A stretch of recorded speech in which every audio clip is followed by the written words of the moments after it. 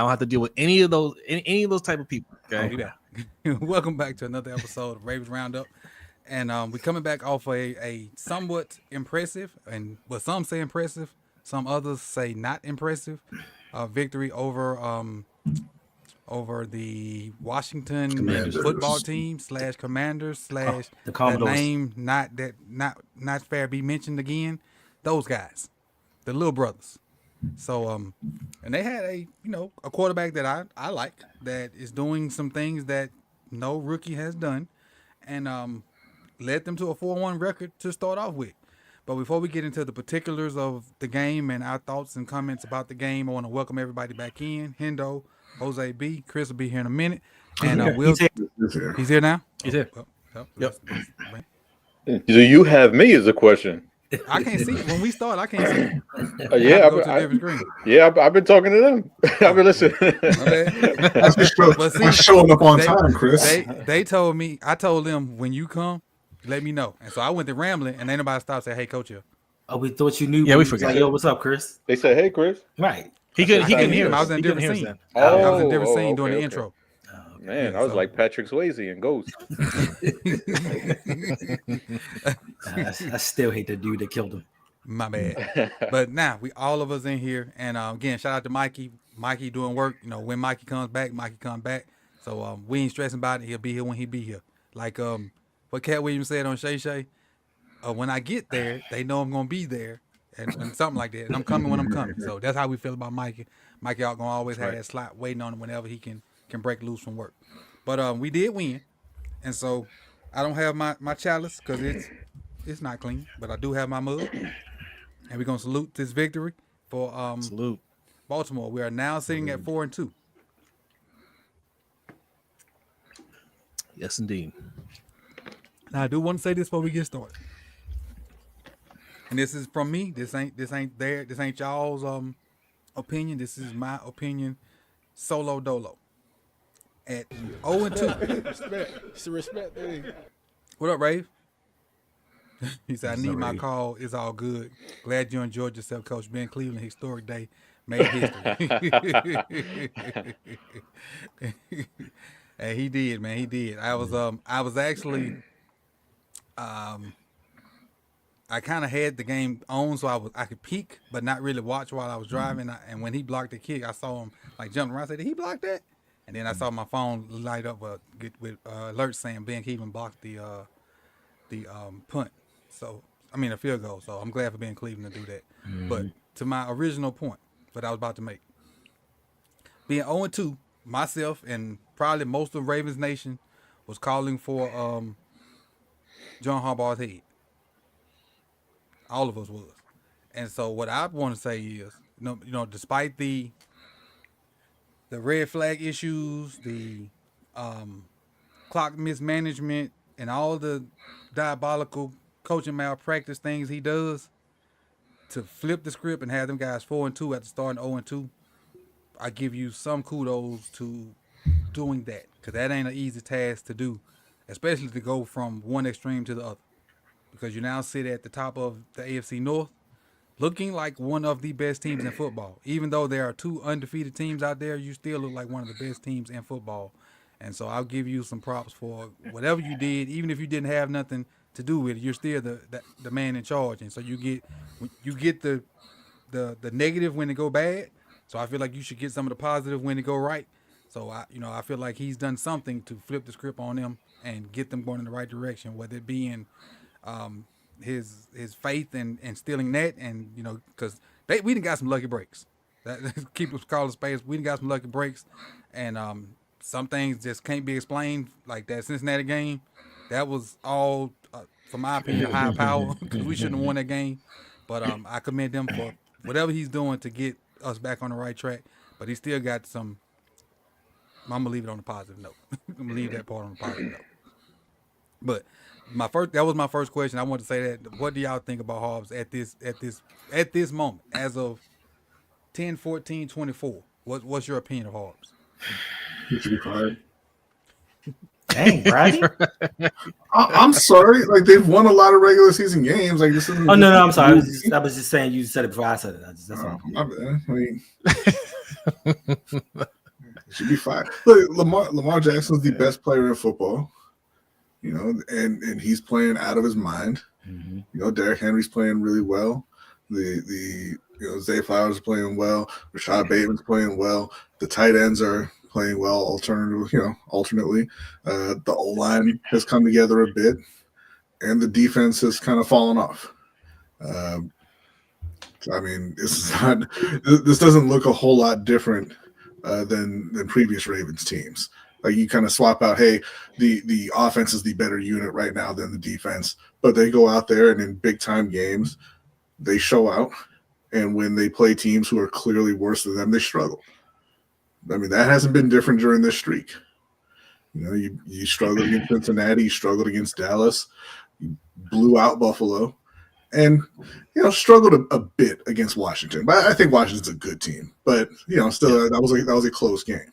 So I mean, this is kind of what we've seen from Baltimore for the past several years. Yeah, my opinions haven't really changed about him, but I will give him credit for the one thing that I think that he has done. I think he has got out of Todd Monken's way and let him coach his way. Instead of just doing the regular Ravens offense, he let him kind of circumvent the problems that we have in the offensive line. And as far as the leadership goes, personally, just me, I think that has a lot more to do with Lamar because he's a lot more vocal. Even when John Harbaugh steps out of line, Lamar will say something out of his mouth. So I attribute more of that to Lamar's leadership than anything that John Harbaugh's done. I give him some credit. I mean, go ahead, Chris. I give him some credit, but I mean, the question isn't really like the way I'm judging him is not by the regular season. You know, even though the regular season counts, obviously, because you need to win to get into the playoffs. Bingo. But it's the playoffs that have been the bugaboo for them. So that's where my criticism has come from when it comes to him. But I give him credit for this little stretch that they're on. Yeah, I mean, pretty much what Chris said. I mean, it's the playoffs, right? Like we've seen this before. You know, you have one of the best quarterbacks in the league, and he keeps stepping his game up. He keeps improving. My question is, why don't we expect that from the coaching staff and front office? Why don't we expect them to get better? But our quarterback gets better. But, we're winning right now, so we feel good. But like B said, we've seen this before. Nothing's really changed on our opinions as far as, how we're concerned right there. We just got to wait and see. All right. I'm trying to pull these questions I had because I was about to send them until I was told not to. All right. So the first question I have for you guys, offensively, what's your biggest takeaway from Sunday's game?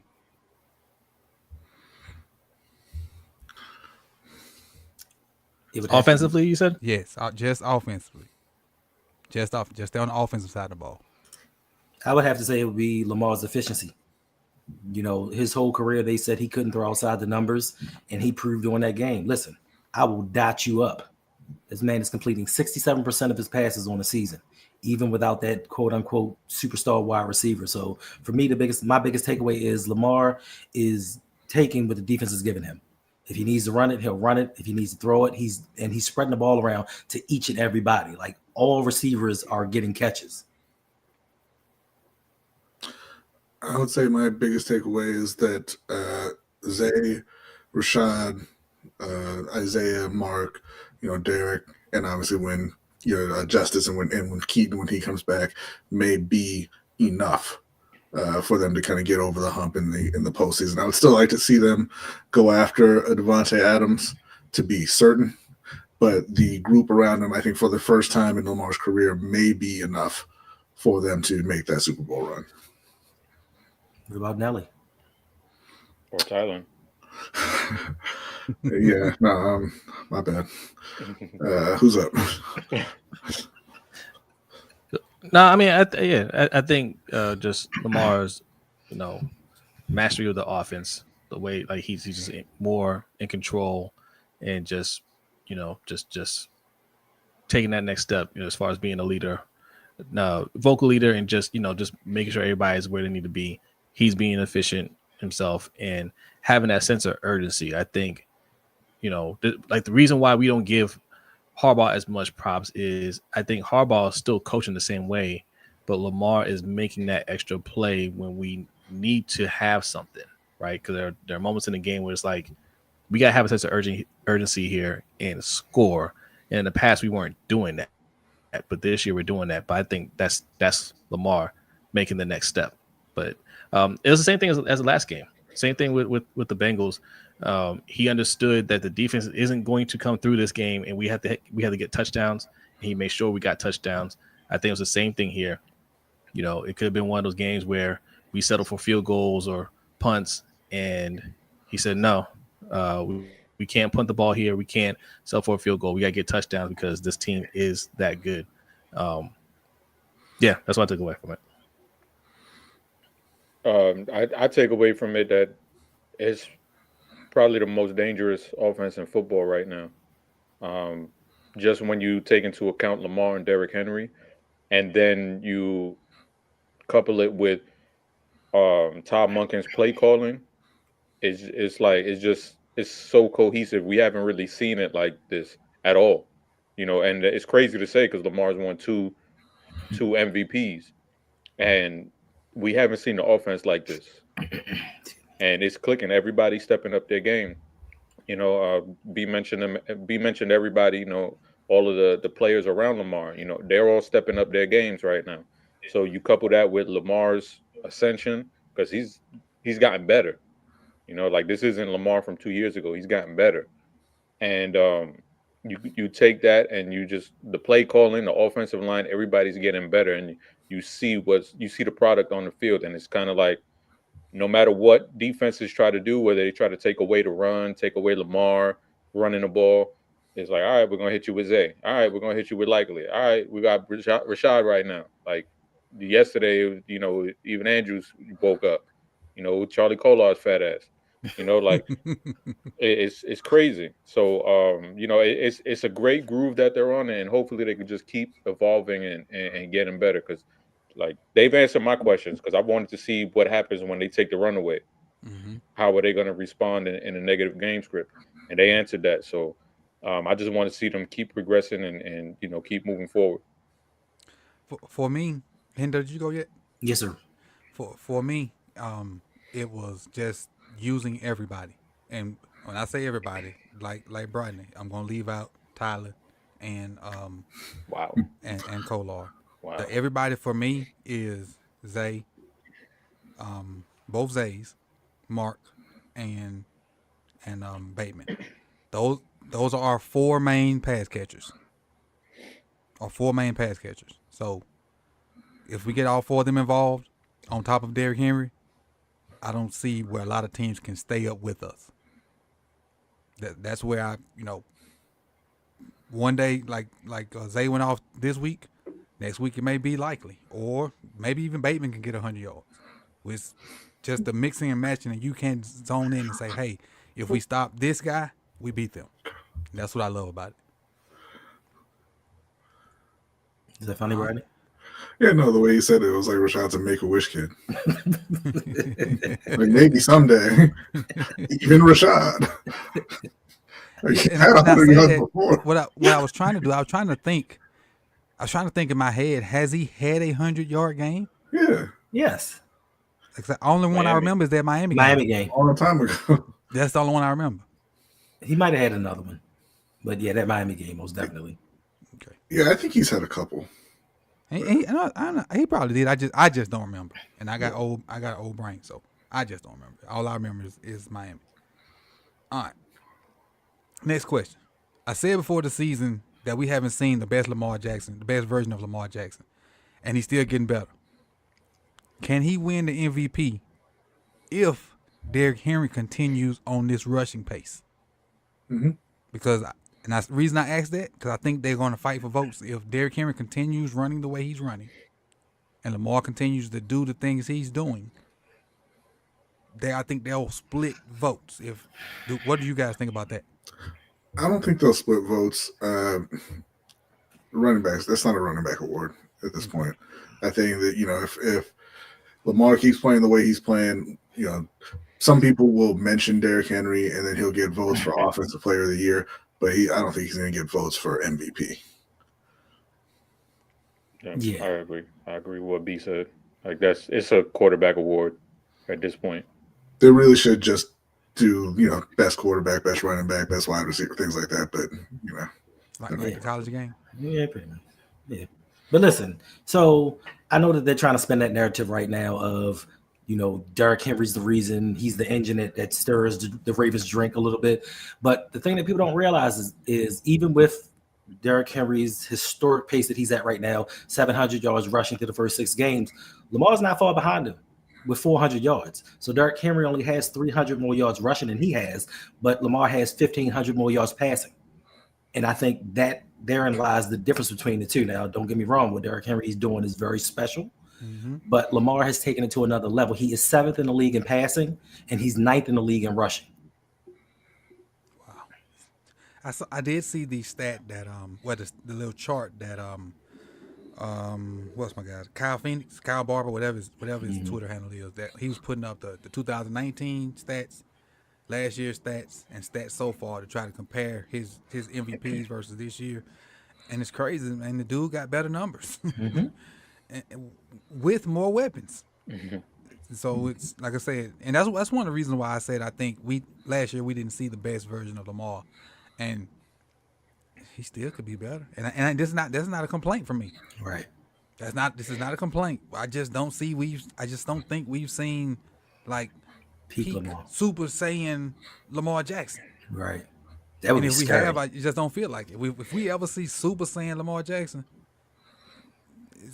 it's over. Right. Because this dude good. And then when I see him hit Zay in stride and hit Bateman in stride, and then his ball handling when he carrying out his fakes and stuff, now that little stuff is starting to come into play because he's got to the point where the big stuff is down. Now he can work on the nuance of the game. It's crazy. Listen, it's a problem when it's a Monday and you have all of the sports talk shows and nobody's leading off with the Ravens, or they're not talking about them until the middle or the end of the show because they don't have anything bad to say about Lamar. Yep. Jose's back. What'd you say? Jose's back. Okay. Let me get Zay back in. That humanity on him. But to be fair, Hendo, how could you not lead with what happened to Dallas? That was an incredible showing. Right. I love it. Incredible showing. Dallas got shellacked. Is that you back? I'm back. I'm back. Yeah, you back. Okay. Dallas got shellacked. What was the question? I said it before the season. Lamar Jackson could get better. Can he win the MVP even if Derrick Henry continues on this good rushing pace?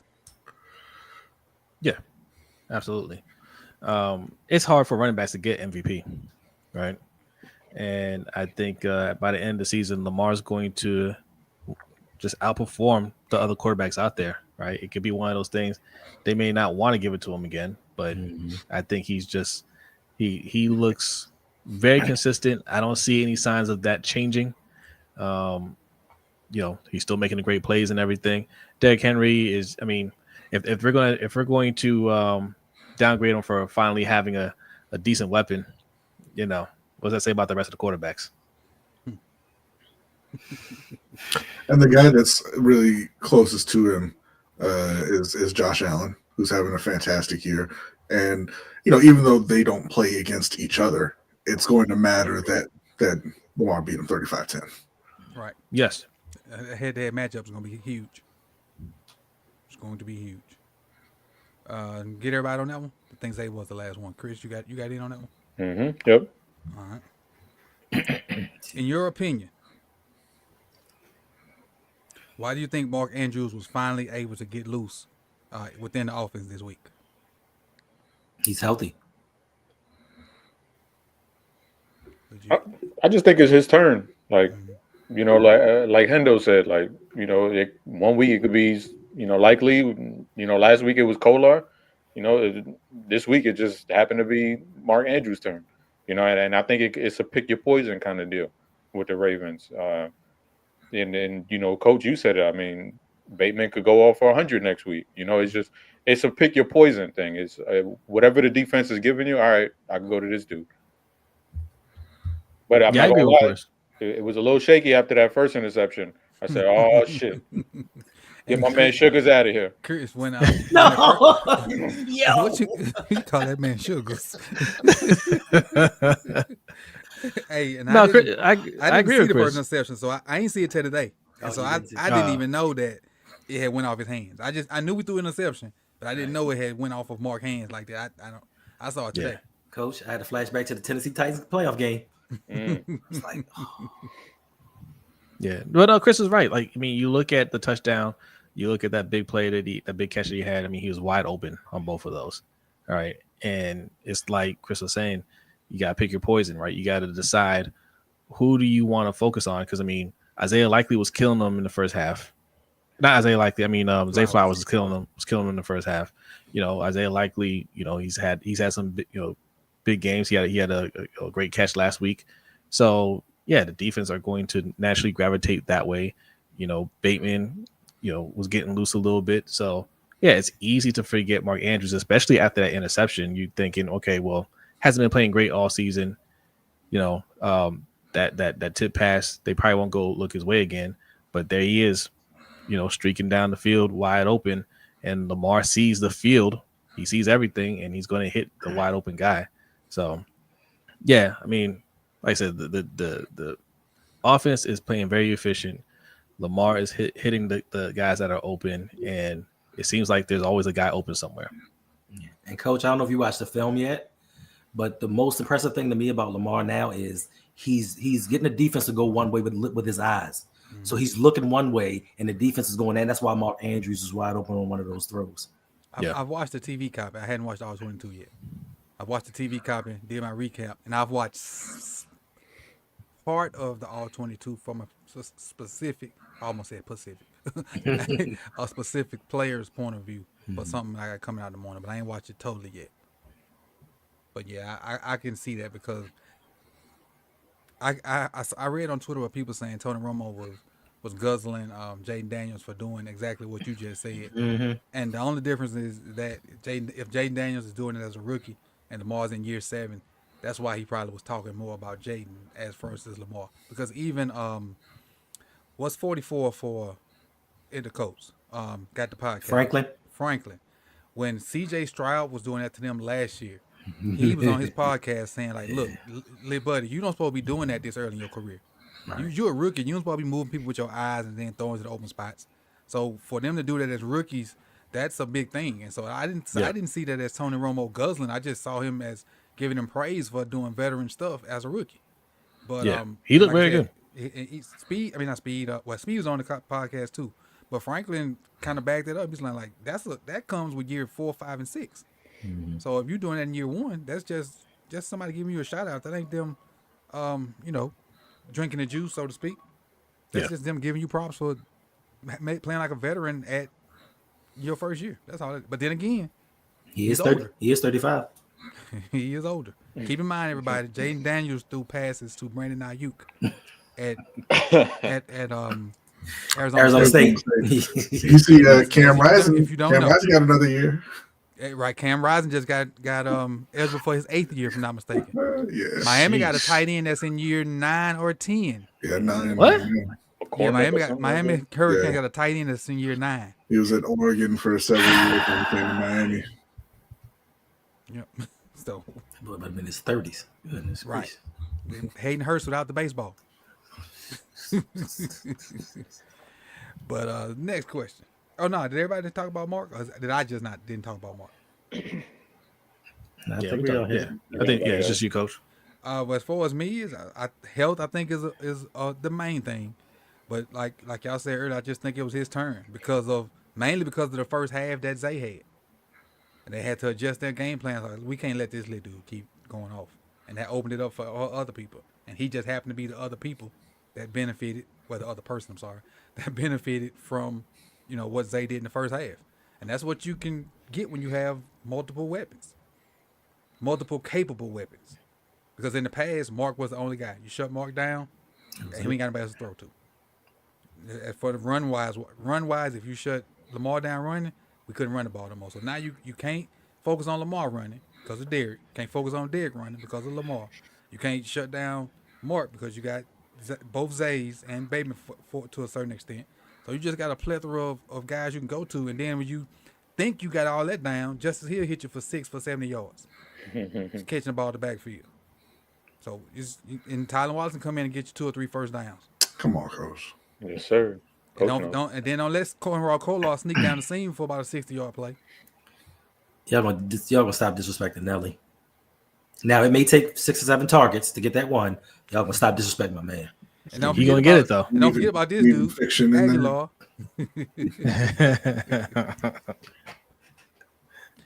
All right, let's flip to the other side. And this is what I got wrote down. And part of this comes from when I was doing my recap earlier today, and kind of I was glancing at the chat box, but I couldn't read it because I was trying to get my thoughts out. So even though I like Daniels and I feel like their offense is pretty good with him in it, I saw comments still not satisfied with the defense from Sunday. They gave up 23 points to a 4-1 team. How do you think the defense played Sunday? Not great. I mean, we're saying the same issues in the secondary, and really linebacker like Roquan isn't. He's just not making his presence felt. Liability in coverage. We're just giving up these chunk plays. Now, granted, you had Jaden Daniels who's playing great, and Terry McLaurin is that guy, right? We were saying on our show, Nate Wiggins, he's a rookie. He's had the toughest, beginning of his career playing players like Devontae Adams, like Jamar Chase and T. Higgins, Terry McLaurin, like he's playing these great wide receivers back to back to back. So I mean, he's getting thrown into the fire, so to speak. But the offense or the defense as a whole, coverage wise, it's just not. They haven't gotten it together. I'm not sure what's going to take, but they got to figure it out. Listen, this defense is terrible. I'm not happy whatsoever. Nate Wiggins, yes, he's faced a lot of great wide receivers, but he's getting burnt by the 3rd and 4th guy. Osmosis Jones, tearing him up. And not just him, not just Nate Wiggins, but just, Osmosis Jones. Yeah, he was like, come on, guys. Like the only reason I'm upset about this is because we have the players to do better. Like we should be doing so much better. But I am going to say, as disappointed as I am in this defense, I did become a fan on Saturday of one guy. Please don't say it because that's my next question probably. Go ahead. Travis Jones. That's my next question. Okay, let me ask this question. Let me get back to this question because I was asked this question specifically for you. Okay. It says, we'll come back to the defense for everybody. We come back to the defense. It says, Big Za, a.k.a. Travis Jones, that's my name for Big Za. If you don't know who Big Za is, look it up. Continues to be a monster inside. I was asked the question specifically for Hendo. Can Travis get his props now? Oh, most definitely. Now, first and foremost, I saw him because normally I don't pay really much attention to the trenches, but I was watching it and I'm like, oh, this dude is really out here dominating. Okay, yes. I see you. But then when they hit Lamar out of bounds, my man put his helmet on and was like, I'm about to go to work. And that's when I was like this, about time. We finally got somebody to protect our quarterback. Like he put his helmet on like, yo, I'm about to hurt somebody. So his play made me a fan. But when I saw him about to go out there to protect his quarterback, then I'm like, yeah, that dude's legit to me. Yeah. And that question was for Hendo. Let's stay with the, let me know when Brian come back. I didn't realize Brian was gone. Brian, he's back. He's back. Okay. I didn't know even. Did you hear the question, B? About how the defense looked? Yeah, no, they didn't look good. Like, listen, Jaden Daniels, we all think he's a great talent. He's playing very well, but he's a rookie in his 6th game, and they have one good receiver, and they didn't have their starting running back. Mm-hmm. And you have Kyle Hamilton, Marlon, and Stevens, and Roquan, and all these high-priced, highly drafted guys, you should not be giving up that many points every single week. I agree. Obviously in this NFL, you're going to give up points, but it's just like the miscommunication and the scrambling when it's like a big third down play or a fourth down play is happening too much, where you have guys who don't know what their responsibility is. And it's like a lot of these dudes are the same players that were here last season. Mm-hmm. So you got veteran guys who were already here last year yelling at each other, telling each other, oh, you got this guy, you got this responsibility. And it's like, to me, like, there needs to be more cohesion because, like Rodney said, this defense is too talented. Like, the individual players on the back end are too talented to be getting torched like this, week in and week out. And, I know it's going to be some growing pains with Zach Orr and all of that stuff, but, like, individually, like, these dudes just got to, like, just be better, like, be on the same page, know what your responsibility is. Dumb things down if you have to, make things more vanilla. Like, I'd rather have a vanilla defense than have a defense that's giving up big plays or constant miscommunications and leaving zones open, But, I mean, hopefully they could get into it because, the Washington game, I thought that was a game where they could take a step and really kind of get on the same page and get things right against a rookie quarterback. And like B said, Terry McLaurin's their only weapon. So I felt like that was a get-right game for them. And they kind of disappointed, to be honest. And I said every single week, and I just want to point out that I was wrong. It's every single week except for when they played MVP runner-up Josh Allen. Listen, y'all didn't tick Josh Allen off, and he's doing some things right now. So we're going to have to deal with the Buffalo fans. Why you got to deal with Buffalo fans? Because they beat New York. Because they're going to be like, oh, no, he did this and he did that back in the MVP race, baby.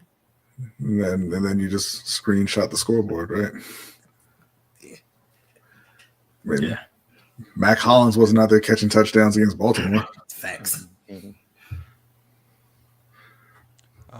Apparently, I'm a clown. Told y'all not to trust his word. Harbaugh know more than him. Dude's a Pop Warner coach, not NFL. God damn, boy, how many emails you gonna make? Yo, what? Who said that? What? Another Israeli account. Oh, man. This dude don't got his hands full with Palestine. God damn. That's not funny. That's not funny. Oh. No, it's not. Damn. Say things like that. Yeah, I swear. You want me? You got him. You want me to take care of him? No, he want a reaction. That's all. He's one reaction. We're gonna keep on with the show. That's all. I just never knew. He just want a reaction. That's all. We just gonna keep on with the show. It ain't no big deal. His reaction was me reading it. So, that's what it is. It's what it is. But let's go on. My thing is, if you don't like it, why you here Every week? right? Hating for no reason. Like if I didn't like somebody, I wouldn't come watch it. I wouldn't even subscribe because you got to subscribe to be in the chat. So it don't make sense to me. If you don't like my opinion, why? Right. Yeah, you got nothing else to do. If I'm gonna turn on TV and all right, I don't like Shannon Sharp's Club Shay Shay because I don't think it's football related. I think it's a little bit. I think it's a lot of mess and stuff. So I don't watch it. Right. So I don't go on his comment section and bash him because I'm cool with him doing his thing. Get your numbers up. Mm-hmm. Cool with it. It's just not my cup of tea. But if you don't like what we doing, why you over here? Nobody's forcing you to come over here. Right. And then you ain't gonna come over here and have a coup and get people to leave because you want them to go somewhere else. Yeah, you got other options out there. Right. Plenty of options. Yeah, now go suck something, punk. Fuck out of here with your bullshit. Fuck out of here with that shit. Talk about, we pay you. Fuck out of here. Go suck a dick. Oh, Was it him? That was him. That was him. And I'm not even mad. That's just how I talk. Like, I forgot that was him, Chris. Oh Lord. I should let you get him from the jump. I forgot. He tried to hand. That's I already got him up out of there. Oh, damn, that's right. He pays us. I forgot. You're right. Yeah, you Go make can't, another you account. can't, you He's can't late. bite the hand that feeds you. He's late.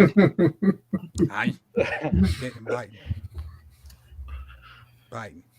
All right, so this is where we at. I do want to say something real quick. My bad. Go ahead. About Brandon Stevens. Like, Okay. yeah, like I do agree. Like, yeah, he got to get his head around, but like 95% of these completions, it's like perfect passes that are getting through, and Yeah. I live with that. You know what I'm saying? I live with that because if you go through the cut-ups and look at every single completion on that dude, it's taking a crazy pass to get it there. So I live with what he's doing right now because he's been sticky in coverage, and eventually the odds are going to be in his favor because he's been playing great coverage. You got to get the head around, but it's taking some phenomenal throws to get those completions. Don't play Chris. Please don't do Yeah, that. I agree Please, with Chris. I agree with him. I agree with Chris. But please don't. I just don't need to to use that word though. Please don't say sticky because that's all they say about our defensive backs. Sticky. That's the only word they use. Sticky. Well, But- I say he be in phase. He just got to get his head around. I mean, that one touchdown for Terry McLaurin. I mean, he had the coverage. He was right I mean, there. He grabbed it off his arm. Yeah. Mhm. All right. Man. Like, But I don't like it. Now I do think, and I got to go back and watch the all 22. The touchdown that McLaurin caught over Marcus Williams, I feel like Marcus got exposed because Brandon was a man and let Terry go. I think there was some kind of like a two man, and Terry McLaurin got away from Brandon Stevens, and Marcus had to try to compensate for it, and he got mossed. That was my 2 cents. Yeah, I don't like. I got to look at the all 22. I don't like it though. I don't like it. I need Brandon Stevens to make plays because what's going to end up happening, and the reason I say this is because what's going to end up happening is he's a free agent after this year, and when it comes to renegotiating his contract, the Ravens are going to try to shortchange him. Like, if you made more plays, we give you more money, and then that way he's going to leave. So I need him to make some more plays so they can possibly keep him around. They ain't paying him. You might be right. They're all drafting the corner in round 1 again next year. If they keep him or not, they still drafting the corner. Yeah, you got to replace him and Humphrey.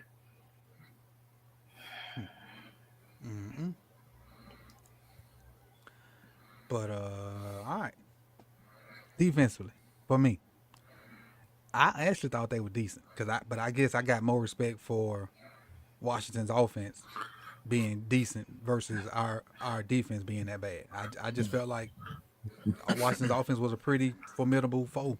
Big Osmosis Jones fan. Well, not Osmosis Jones, just Zach I'm a Zach Ertz? Daniels fan. yeah.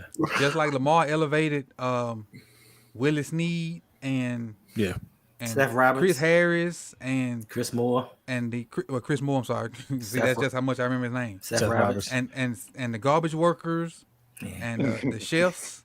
Just like he elevated all them guys to be good receivers. I feel like Jaden Daniels is kind of having that effect on their guys. But at least they got one guy. Well, we had one guy, Mark, I guess. But Hollywood. I just got to look at it more and see because I thought it was a pretty good offense. But when I was doing the recap and I saw the people talking about the defense, I was like, maybe I got to look at this again because they are on the defense head. And then I see that people are on the defense head again. But again, that's for me watching the TV copy earlier today and kind of listening while driving yesterday. But I'm definitely gonna watch the all 22 here within the next 24 hours and go from there and try to break down what's going on in that back end. But really, just got to make plays, man, for the most part of it because I know Stevens be in coverage. I think Wiggins had that one panic play on that 4th and 12. He shouldn't have been in that position in the first place.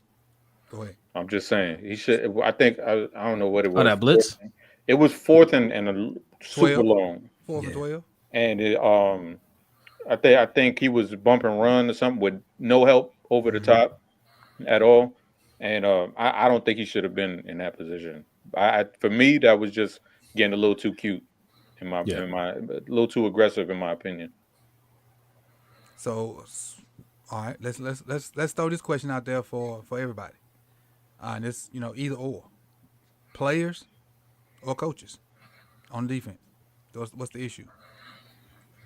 I mean, it has to be coaches, right? Like, I mean, I can't. That has to be the default answer right now because it's the same players who were giving up 17 a game last year, for the most part. I mean, not 100% obviously, but They lost it because it's not just Mike McDonald to Zach Orr. They lost a lot of coaching talent. Mhm. A lot of their senior defensive coaches are gone, and they're 6 games into a brand new cast trying to wrap their head around how to run the defense every Sunday.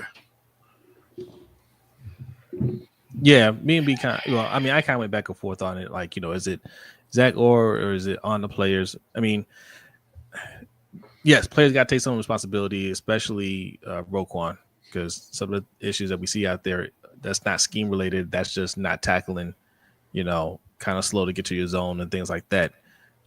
Even Hamilton spoke about it. That like there's a tackling effort issue out there that they gotta clean up. That's on the players. But yeah, the coaching staff definitely got to take the blame for it.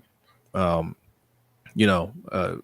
try to compare this defense to when we had the 2000s defense where we went through a lot of different coordinators and didn't matter because we had great players out there, but these players aren't those players, and they're a little bit younger than what Reed and Lewis and Nada and all them were back then. They had played a lot of years together. These guys they've played a year or two together, so not the same caliber of players either. So we need a coaching staff to be a little bit stronger there, and right now they're not.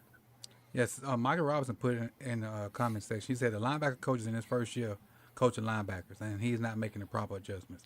That's the one coach that I do not. I ain't gonna say I do not like, but I just feel like he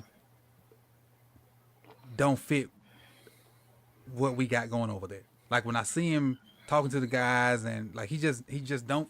To me, he don't fit in the culture. He don't seem like he a hard nosed, tough Ravens type guy.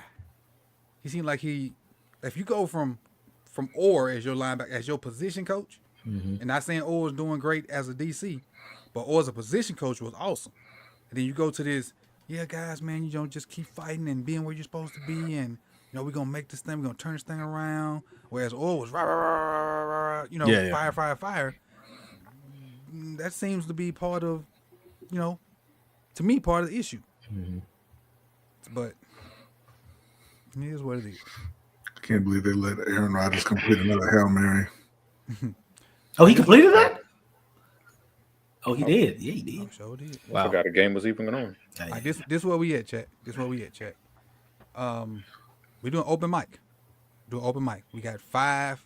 We taking 5 questions. So what you got to do is put a Q in front of your question. Put a Q, semicolon, then your question. We taking the first 5, and then we're gonna be out of here. Make it good. It got to be Ravens questions. Don't ask no crazy stuff. Don't be silly. Don't try to troll. Ravens centric questions. Can we get one Panthers question? 5, huh? Can we get one Panthers question? Brandon Panther question. Brandon ready for 2025. 26. Oh, no. That's not fair. Jonathan Brooks, they're opening up his practice window this week. I'm looking forward to that. And, Bryce Young making a comeback. And only that. Bryce Young made a comeback. No, he's not. Stop it. You need to tell them to put a $sign in front of their question, Coach. Not just cute. We're gonna say that's the plan. That's the lead into this. That's why I'm doing it like this the first time. Okay. $sign is gonna come. You kind of spoiling my bad. My plan. That was I'm sorry, Coach. If you feel like suspending me, I will. Nah. I will understand. You'll accept. That's how I used to be in school. I used to love getting suspended. So we got the first question. First question is for everybody. It says, how would you fit Keaton into the offense when he's healthy? That's a good question. Taking Lamar's runs. I actually just talked about this with somebody at work today. So right now, I don't like that they don't use Justice Hill in the run game enough, in my opinion. Right? I think it becomes a little predictable when he's in the game. That's going to be a pass, but that could set up some big runs for Keaton Mitchell when he comes back. If he's taking some of those snaps, where you expect Justice Hill to be there, and you look at the tape and you're used to seeing pass out of those formations, but Keaton Mitchell's back, and now we're running it, and they're not expecting those runs out of those formations, and he can hit the home run. That could be very dangerous. So I say use him sparingly on third downs. Don't rush him back. Like, we have a good thing going right now. You just want to get him reacclimated to the game. Don't try to overutilize him and make him get hurt and miss next year. Just sprinkle him in a little bit, but if it ain't broke, don't fix it. Yeah, I agree. Like, sprinkle him in. I mean, he's a guy, he doesn't need a lot of touches anyway. right. Bring him in, give him like, maybe 5 touches if, the game script is right. And that's really all he needs early on. And, basically just if this offense is rolling when he comes back, it's basically get in where you fit in. Like, just no reason to really make a big change or, adjust a bunch of playing time. Like, as far as the snap counts are concerned, like, you just sprinkle him in a little bit just to be that added little weapon and give you another dimension. Mm-hmm. Everybody hit on it? Yep. Okay, for me, it was just to Keaton, to me, I say first game back, 5 touches max. And even when he's 100% healthy, 10 touches max, whether it be screens or runs or even kickoff returns. Because in 10 touches, he can get you 60, 70 yards. And if he gets you 60 or 70 yards on top of what we're already doing, that's a whole nother level of locked in. Unlocked. Keep staying locked in. I'm still mad about nobody swinging when Lamar got hit out of bounds. Lamar pays these guys bills. Rave say he's still mad at nobody swinging when Lamar got hit out of bounds. Lamar paying these guys bills. Well, the guy that was about to swing, Hendo, talked about it earlier, Travis Jones. So maybe Travis Jones will get a stake down or something out of that. And it was a legal hit. He didn't get hit out of It bounds. was legal. It was legal. Yeah. It was legal. All right, question 2 from Julian. He says, how do we feel about re-signing Mark after this season? For what? Who? Mark. Which Mark? Andrew. I'm assuming Mark Andrews. Cisco? Clayton? What's your First of all, is his contract even up? I don't think so. No, his contract is not up, but I think his guaranteed money is. So he getting cut after the season is what you're talking about. Yeah, I think his guaranteed money's up, and I think he has like a $16 million cap hit next season. I say if Mark can turn things around and score a touchdown in the playoffs this year, then maybe restructure him, get him take a pay cut and keep him around. Otherwise, it's time to go. That's really what it is. I think he's still under contract till next year. And there's like almost $6 million in dead money if he gets cut, and then 11 in savings, 11 million in savings. So potentially, could get cut. Like we said, the playoffs is where it's at. Or traded. Or traded, yeah. Mark Andrews. He got to. They're gonna do nothing with him though. I think he's just gonna let it play out. Think so? I think they're gonna. I think he's cut. I don't know. Lamar's contract kicks up next year, so. Oh yeah, I forgot about that. Yeah, I still think. Yeah, I think because this organizer is extremely loyal to guys that's been loyal to them. That ain't caused no problems. That ain't that's been the company man. Mark's been that. Yeah. I don't see them doing that with Mark. No matter how much Zay distances himself as far as the better player, I think Mark's still gonna be there. I think having that 1-2 punch at tight end is too much to get away from because everybody ain't got that. Charlie Colon. 1-2 punch at tight end is that's hard to talk about. Everybody ain't got that. Yeah. Bring back Vokalek. Baltimore throwing 3-punch combinations out there, man. Like, Chris, anybody else want to hit on this, or did we get everybody about Mark? Yeah, playoffs. He got to perform. He got to do something in the playoffs before we can even talk about extending him. Gotcha. Not one touchdown through his whole career. 0. And I honestly, and now that we say that, now that we got all these other guys that can score, him not scoring in the playoffs won't bother me if he's doing the other little things to help us win. It won't bother you, but you ain't gonna pay him to sit around and not do it. Coach, I can get you. Now that part is true, Rodney. I'm sure you can find a lot of people that can not do much for less than $17 million cap hit.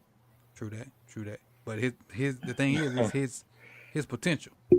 Because if we gotta potential to not score, if we gotta run Kolar or Mark out there, I'm gonna run Mark every time. I hate to say it, I trust Cola more to score a touchdown in the playoffs. I'm running Mark. I disagree with you on that. I'm gonna run Mark out there every time. I trust Pat Ricard more than Mark in the playoffs. Do what? Whatever you tell him to do.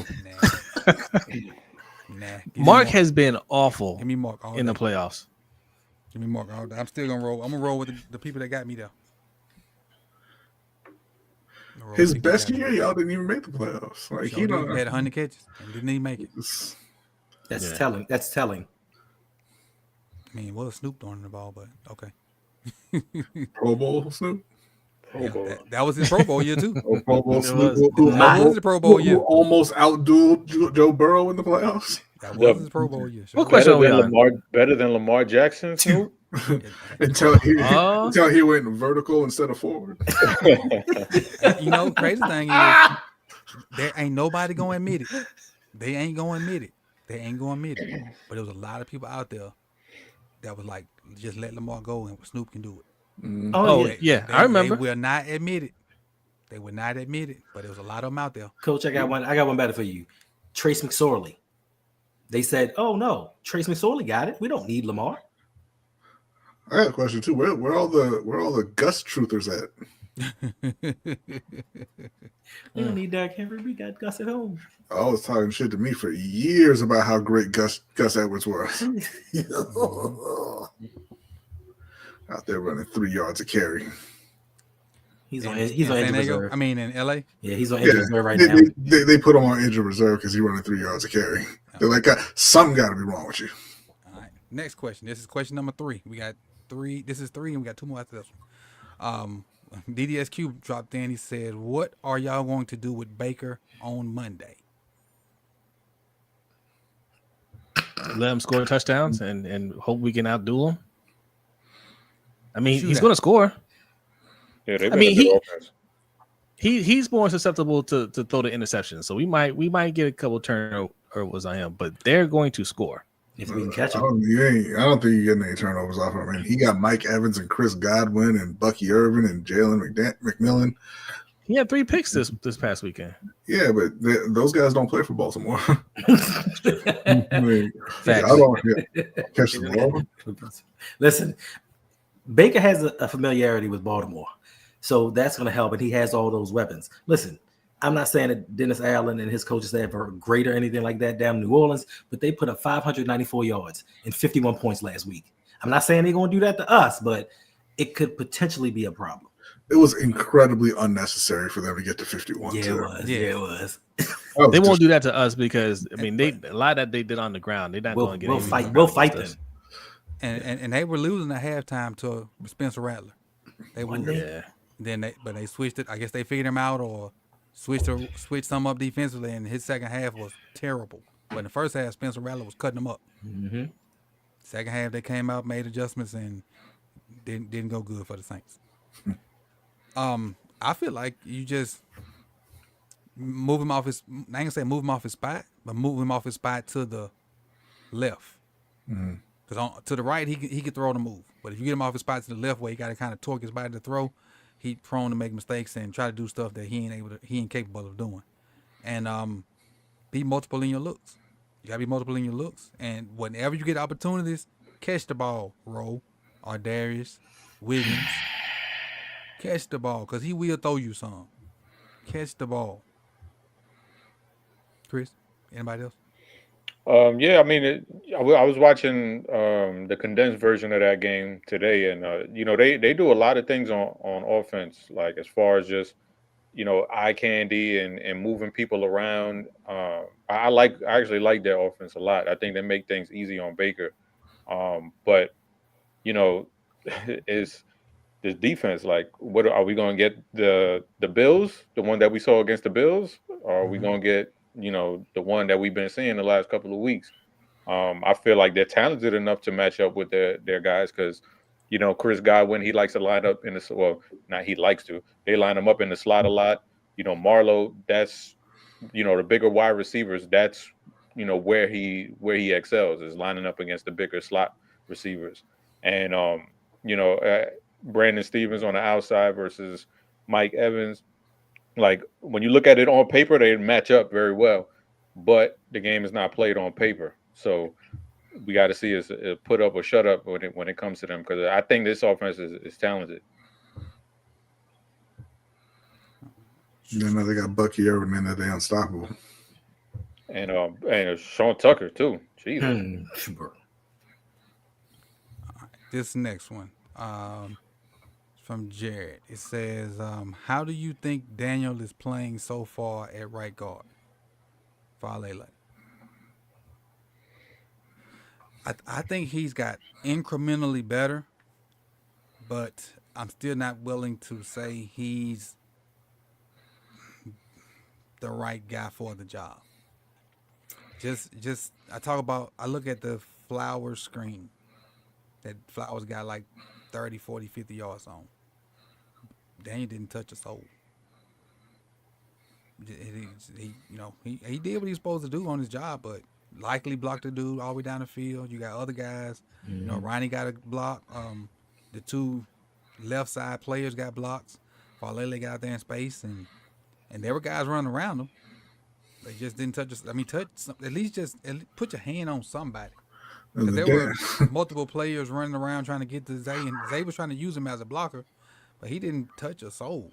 And as far as in the run game, I hadn't watched the back end of the run game to say if he's gotten better or not. But my issue with him was he always allowed guys to cross his face, and I don't know if he's gotten better. He has gotten a little bit better there from the games I've watched, but I just think I'm still not 100% sold. He's got better, but I ain't 100% sold on. Yeah. Daniel does that a lot where he ain't touch nobody on a play. But I think that's, he knows that less is more. And all I'm going to say is that he ain't lose his job like Andrew Voorhees. All right. So he's doing something right. Mm-hmm. Yeah, true that. What? What? Yeah, Voorhees job over with. I mean, they got no. But so listen, I will say that Daniel has gotten better. I agree with you there, Coach. But for me, when I see Falele, it reminds me when I was a child and I used to love this movie called Monster Squad, and they had this Frankenstein and the kids were doing Ring Around the Rosie around him. And to me, I just see him just touching grass and not touching people. So many times that he's just like, oh shit. Where you at now? And you got the number one offense in the league. What's your problem? He asked the question. Yeah, we didn't bring this up. We answered the question that was asked. But he has gotten better. But we also haven't played that dominant defensive line yet. I agree. Hey guys, how's Ronnie Stanley looking? Not you guys in the chat. How's Ronnie Stanley looking? Just curious. Is he looking all right? Okay, just checking. All right, the last one. Hey, Chris didn't answer. Oh, go ahead, Chris. I'm sorry. Do you agree? Yeah, I agree. He's getting better. But that's grading on the curve. He still has a ways to go. They still, they're still hiding him in a way, and it's not just like, they're taking these pass sets and they're just leaving him on an island by himself. They're, like I said with the Bucks. The Bucks do multiple things on offense to get defenses flowing one way, and we see that with the Ravens. Snap in, snap out, where they're giving the defense eye candy, having them flow one way, and I think that's helping Falele out a lot. But to his credit, he has stepped his game up a little bit. So props to him because he's getting better. Like I said to start with, everybody on the team is getting better. Yeah. So props to him, props to Monken for realizing it and adapting to the situation that he has with the offensive line. True. Now and just excuse me, just on first glance, and I got to go back and look at all 22. I can't remember a counter or a power at all yesterday. Everything was inside zone, duo, toss, outside zone. Maybe there was some in there and I just missed it because in kind of watching the TV version of it. but I can't remember a power game. And not saying there wasn't one in there, but in the past it used to be easily to say, hey, we ran power 14 times and counter 14 times. I don't remember that. Oh, good catch, kid. Oh, he dropped it. I don't remember that a lot, and that helps Falele out, not having to run power and counter. That really helps him out because he don't have to move people like that. Mm-hmm. All right, and last one is from Bear Arms. He says, do you think Harbs finally got the message to stop slowing down the offense and play not to lose? Seemingly right after he saw Lamar pissed at Humphrey on the plane. I think that Dallas game, I mean, after that, I mean, there's an understanding that you can't take your foot off the gas or foot off the pedal, so to speak. Right. I don't know if Harbs learned his lesson or if Lamar is taking more control of the offense, saying, "No, we gotta push it here." Right. I feel like it's more Lamar saying, "No, we have to have it here." Right. Like after that Bengals game, listening to both of them talk, like I heard that more from Lamar saying, we had to come. I just knew we had to come away with touchdowns on these drives. We couldn't settle for field goals or anything like that. I didn't really hear that from Harbaugh. I mean, maybe I missed it, but I really heard Lamar drive that point home, and that's kind of been his thing. You see how the offense moves, even in this last game. We're starting on our own 7-yard line, but we're still finishing with touchdowns. I think that's Lamar doing it, not Harbaugh. Yeah, and I don't think that Harbaugh's learned anything. I think that once the offense starts to struggle or you get into the playoffs, Harbaugh will go back to taking control of the team and playing hardball ball. And it's not going to matter what anybody else wants to do.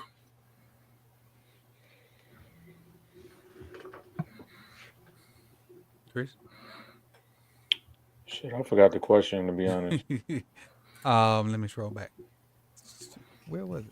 He's asking if Harbaugh learned his lesson and not slowing down the offense. During the I mean, I guess I don't know. I mean, shit, I don't know. I'm not in the headsets. I don't know what he's saying. I mean, yeah, maybe it's Lamar just taking more control of it. I don't know, but yeah, that's difficult to answer. But my point of view is me and Chris has talked about it multiple times on the Chalk Talk. Seemed like week 1 and 2 was one way, and then every week from after that been different. And this is me. That's me assuming. This is me saying that, thinking that Harb's like, okay, Todd, the power counter stuff that we traditionally has bludgeoned people with, we can't run that with these guys. Do your thing over there. And that's the run game wise. That's what I think is going on.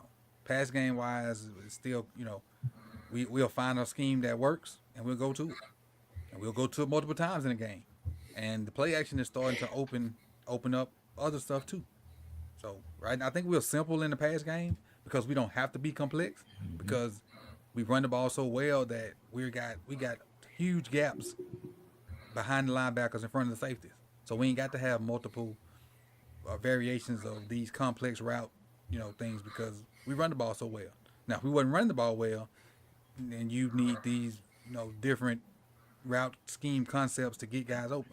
But you look at the balls Zay catching, the balls Likely's catching, the ball Flowers catching. They wide freaking open, except for the ones across the middle. Mm-hmm. They wide open, like no safeties around. The linebackers up around the line of scrimmage, and if it's in man, they got to beat 1-on-1 because of the play action. So Derrick Henry is helping the pass game out single-handedly by himself. Because if I'm not mistaken, he had all the carries except one, other than the ones Lamar had. Is that right? I think Justice either had a catch or a run. He only had one or something. Yeah.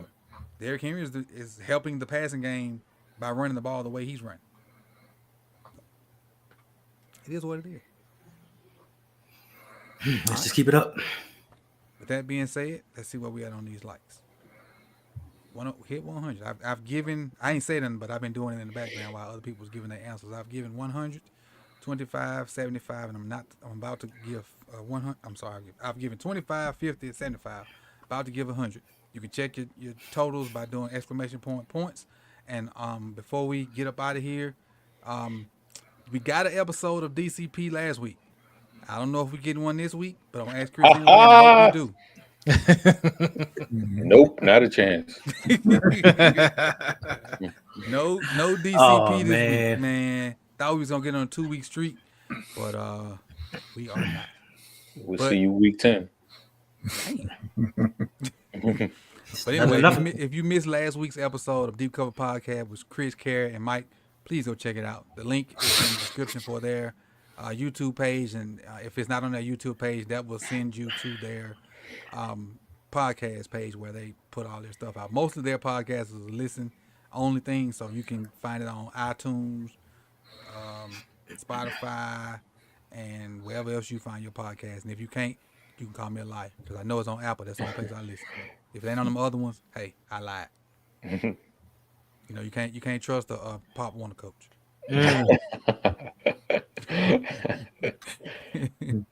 Jose and B, what y'all got going? All right, me and B are the Lunch Break Hot Take. We do a live show every Wednesday night at 7:15 p.m. Eastern Time. You follow that up with the Overtime Show, which you can find on our Patreon at patreon.com/LBHT Show. We have a boxing podcast. We haven't put anything out in a while. OTR Mike has been extremely busy, but we had a little meeting the other day. Well, me and B did anyway, and I related to Mikey. We gotta ramp things up over there. So go over to Ring Kings Podcast. All right. New content will be coming out shortly over there. All right. Ring Kings Podcast. Follow us everywhere on social media at LBHT Show and at Ring Kings Pod. And OTR Mike, speaking of, he's taking a little break, but he's got a lot of classic episodes out there. So go check out Open Mic with OTR Mike. And he will be back. We keep saying he'll be back. He'll be back. Okay. When you least suspect it. Off the Record Podcast, they're still doing episodes there too. So that's the whole OTR crew over there. Yeah, got to take care of what pay the bills first. Yep. Hendo. Yes, sir. You can find me at the Rogue Pod on Instagram, Twitter, Facebook, and TikTok. I just released a video a couple hours ago. Check it out. I think it's kind of funny.